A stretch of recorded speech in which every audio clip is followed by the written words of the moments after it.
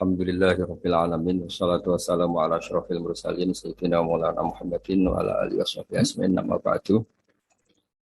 Yang kita hormati bersama, yang sangat saya hormati Profesor Al-Habib Abdul bin Muhammad Baharun selaku Rektor Universitas Al-Ahqaf Yaman. Teman-teman yang di Yaman yang sedang menuntut ilmu yang saya hormati, khusus selaku Surya PCGNU Mas Agus Asro Halim dan Mas Khosi An-Najah selaku Ketua Tanfidiyah. Teman-teman thalabatul ilmi yang ada di Yaman. Biasanya kalau di Indonesia, wasatiyah itu disebut atau diterjemahkan atau dialihbahasakan moderasi Islam. Di kamus bahasa Indonesia, moderasi itu ditulis sebagai yang berkecenderungan tengah. Berkecenderungan tidak ekstrim, baik dalam perilaku maupun faham. Juga dijelaskan moderasi adalah sikap mau mendengar orang lain. Dan alhamdulillah berkahnya teman-teman di Yaman, saya punya kitab Ushulul Wasatiyah, saya baca khatam, dan itu persis seperti keyakinan-keyakinan kita yang punya sanad muttasil sampai manhaj Wali Songo. Kita punya sekian kasus dalam sikap manhaji. Dulu perempuan itu tidak boleh belajar karena takutnya kalau belajar itu terus bisa nulis, bisa WA-an, terus takutnya bisa pacaran. Tapi lama-lama itu diketahui kalau terlalu lugu malah jadi korban, jadi objek karena mudah diakali, mudah dibully, mudah difitnah. Ketiga dulu ketika perempuan jadi polisi itu pertanyaannya itu aktivitas lelaki sehingga perempuan tidak boleh. Tapi setelah mendengar beberapa kasus kriminal misalnya pengedaran narkoba itu banyak yang disembunyikan di alat-alat yang khasnya perempuan. Sehingga semenjak dijelaskan polisi kalau itu narkoba disembunyikan di alat perempuan atau alat kelamin, kalau polisinya semua lelaki kayak apa? Sehingga terus mulai tahu pentingnya polisi perempuan. Begitu juga untuk ngecek kasus-kasus pemerkosaan. Itu kalau yang ngecek lelaki kebetulan tidak soleh, bisa tidak karu-karuan itu. Kriminalnya semakin banyak. Kedokteran juga gitu dan seterusnya dan seterusnya. Ini barokahnya mau mendengar. Jadi mendengar itu penting, meskipun pendapat itu kita tidak cocok. Tapi kalau mendengar itu penting. Dan awalu hadatin itu ya diperdengarkan. Dulu Rasulullah SAW pertama jadi nabi itu ya memperdengarkan orang. Beliau at-tahaddi bin nubuwah, memaklumatkan diri kalau sekarang beliau itu nabi. Dan barokahnya memperdengarkan itu ada logika nubuwah yang didengar oleh orang-orang kafir. Kemudian sebagian mereka itu Islam. Karena logika yang terbangun sudah ada, mainstream sudah ada. Misalnya kalau problem banyak, resiko banyak, ya Tuhannya harus banyak. Maka pertama Nabi jadi Nabi itu digugat dengan kalimat aja'alal alihata ilaha wahida inna hadza lasyai'un ujab. Masa urusan kita banyak, kemudian Tuhannya satu. Kalau urusan kita banyak, Tuhannya harus banyak. Itu logika mainstream saat itu. Sampai Nabi bikin logika tandingan, yaitu kalau kamu jadi buruh dan majikannya banyak, semuanya minta dilayani, semuanya minta diturutin, Anda yang bingung. Kemudian mereka setuju. Nabi memberi satu pemahaman, Tuhan kamu adalah majikan kamu. Rabbukum sayyidukum. Dan itu kalau banyak, kamu akan bingung karena semuanya punya hak merintah, punya hak negur, terutama punya hak memberi sanksi. Itu yang disebut dorobawo masalah rojulan fihi syuraka umutasyakisuna wa rojulan salamal lirojul. Nah logika-logika permanen ini yang disebut kita nggak boleh ekstrim karena semua cerita dulu Nabi itu sah ya. Sah itu meskipun itu nggak pilihan, sah. Sah mendoakan umatnya kena azab kayak zaman Nabi Nuh, Nabi Soleh. Kalau mereka nggak nerima ajarannya. Tapi itu pun setelah mimba jima ja'atumul bayinah. Atau sebagian ayat disebut hatta ta'tiyahumul bayinah. Jadi sanksi itu setelah kita memberi penjelasan kebenaran itu terang wilo-wilo, sejelas-jelas mungkin. Logika yang nggak bisa ditolak. Itu baru sah kita mengkutuk, baru sah kita menyalahkan. Sehingga semua nabi itu punya kemampuan fatona, kecerdasan yang orang itu nggak bisa ngilang. Dulu misalnya di fikih, orang Madinah itu abkhosun nas, orang yang paling buruk dalam timbangan. Orang yang sering transaksi tidak cash, tidak nakdan. Misalnya beli mangga masih pentil itu sudah dibayari dengan asumsi jadi mangga tua. Itu sudah perilakunya Ahlul Madinah zaman itu begitu. Terus Nabi datang, Ara'aita in mana Allahu as-samra fabima astahilu ahadukum ala sahibi. Kamu menjual dengan asumsi itu sudah mangga tua. Kemudian mesti harganya mahal. Bagaimana kalau masih pentil sudah kena musibah, kena angin. Lalu kamu mengambil uang itu atas nama apa? Atas nama mangga tua nyatanya yang didapat pentil. Atas nama pentil masa iya harganya sebanyak itu. Akhirnya ada kesadaran bahwa muamalah seperti itu tidak sehat, tidak benar. Begitu juga logika-logika tentang ada seseorang pemuda yang mau masuk Islam tapi syaratnya dibolehkan zina. Sampai geger karena itu enggak etis.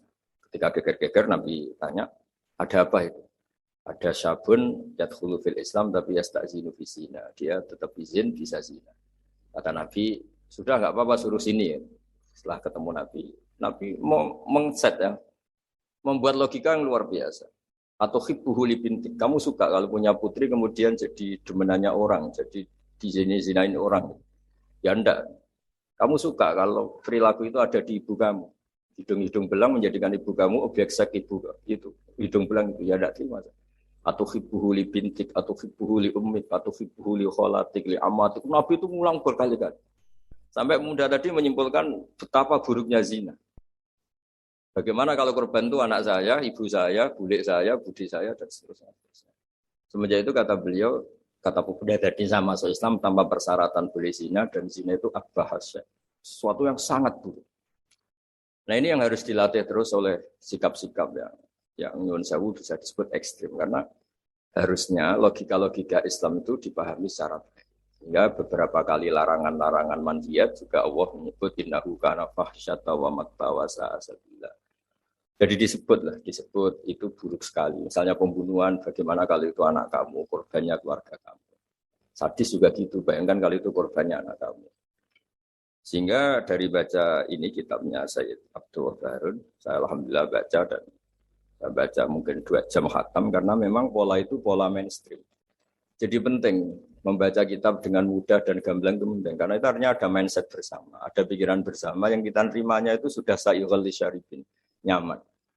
Jadi kalau saya baca kitab itu ukurannya gampang. Kalau saya baca kok nyaman gampang berarti ya sepikiran. Karena ya memang mindset yang sama. Dan ciri utama kebenaran itu harus dicatat sa'ihul syarifin. Jadi kebenaran itu harus mudah dicerna. Caranya gimana ya? Tadi saya ulang lagi. Kita harus mau mendengar. Jadi beberapa pemahaman yang keliru dulu misalnya tidak ada penyakit menular. Kemudian ada orang Arabi yang mencoba onta yang waras dijejerkan yang kudisen, yang ternyata yang waras jadi kudisen. Sehingga mereka protes, ya Rasulullah kata engkau la adwa walati arota, tidak ada penyakit menular. Ini onta sembuh, onta sehat, kena onta kudikan ternyata ikut kudikan.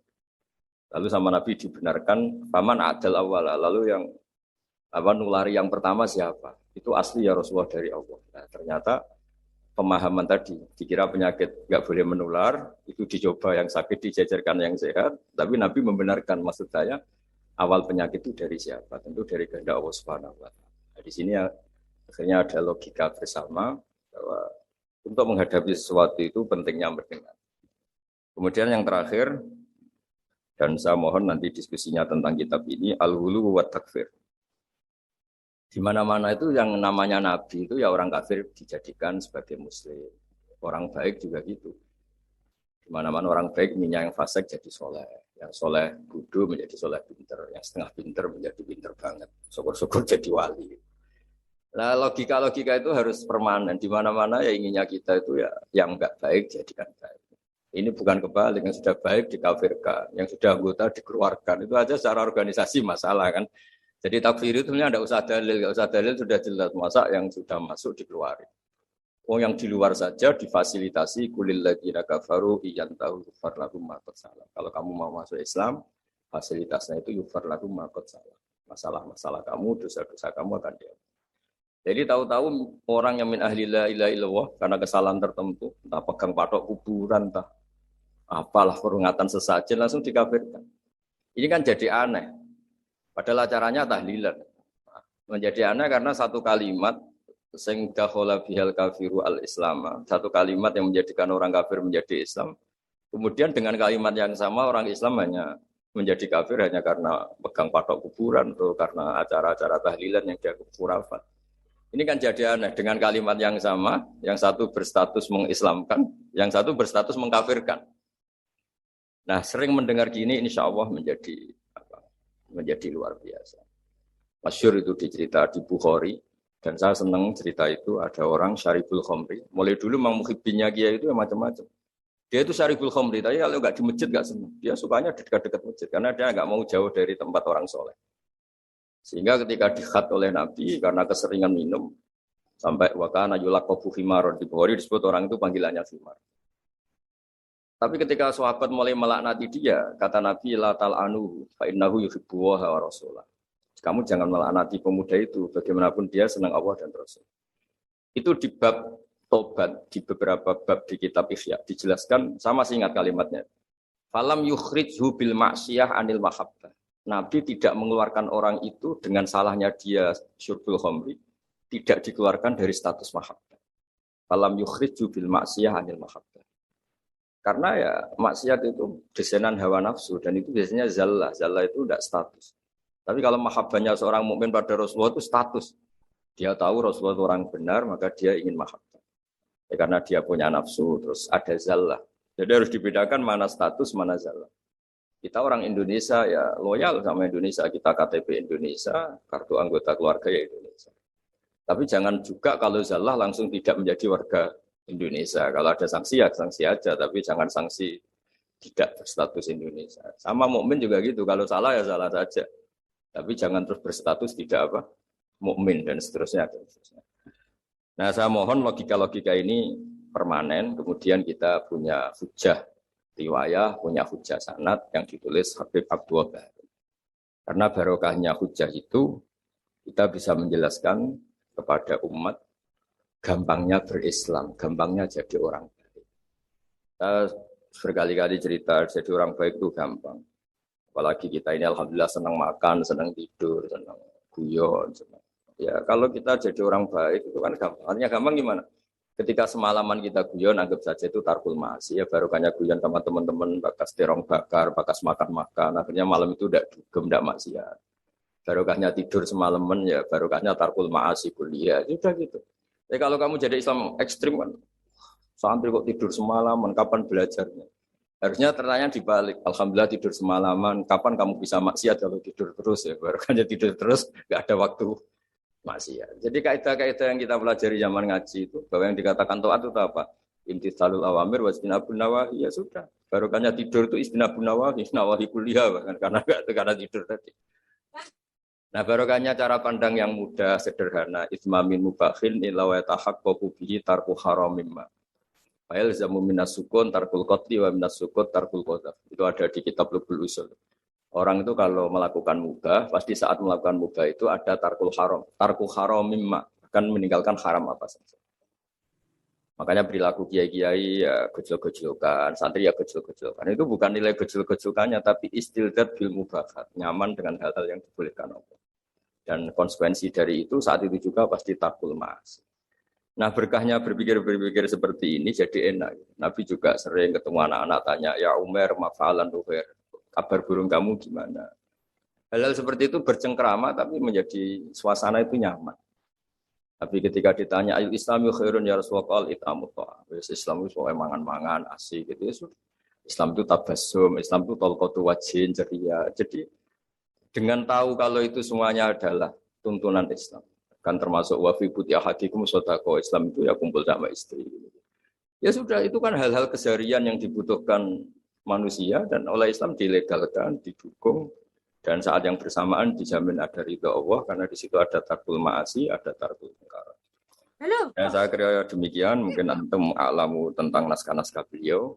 Saya hanya tausiah ya, hanya memberi dasar bahwa ini sudah benar naskah-naskah ini saya belajar khatam alhamdulillah.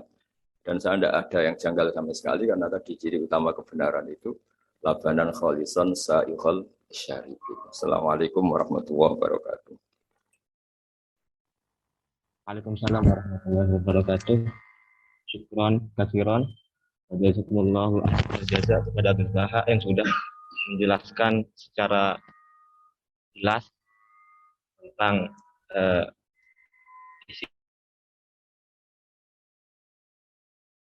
Mungkin kita langsung beralih terhadap sesi selanjutnya, yaitu tanya jawab dari peserta webinar, baik pertanyaan itu disampaikan via komentar di YouTube ataupun dari via chat via Zoom.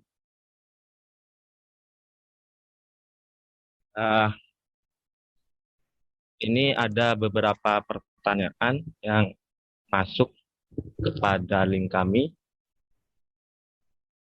Yang pertama itu dari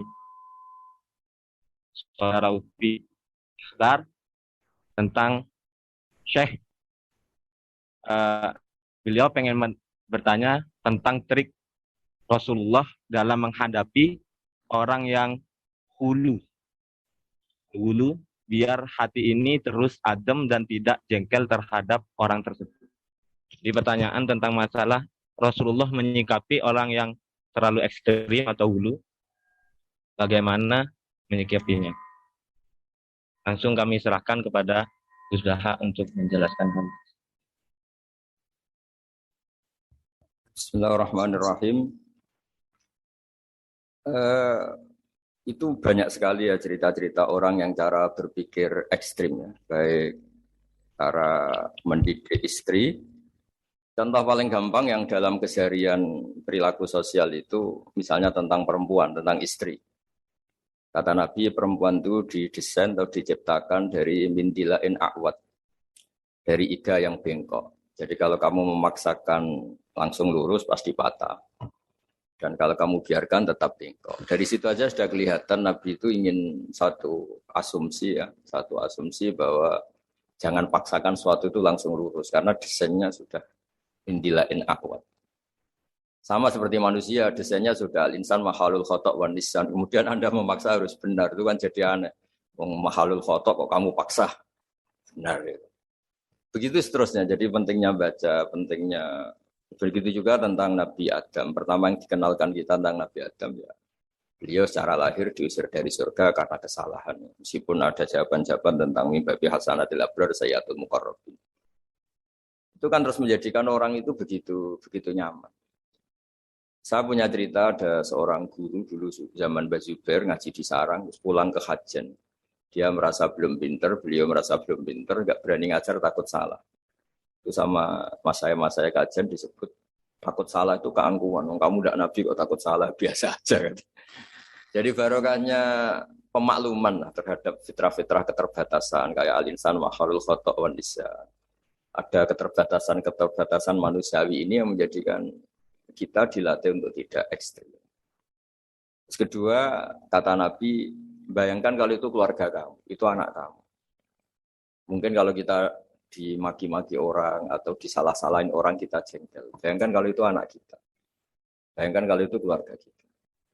Masyhur itu di versi kitab Hikam, Sarful Hikam itu. Di antara kenapa Nabi Ibrahim disuruh menyembelih anaknya ini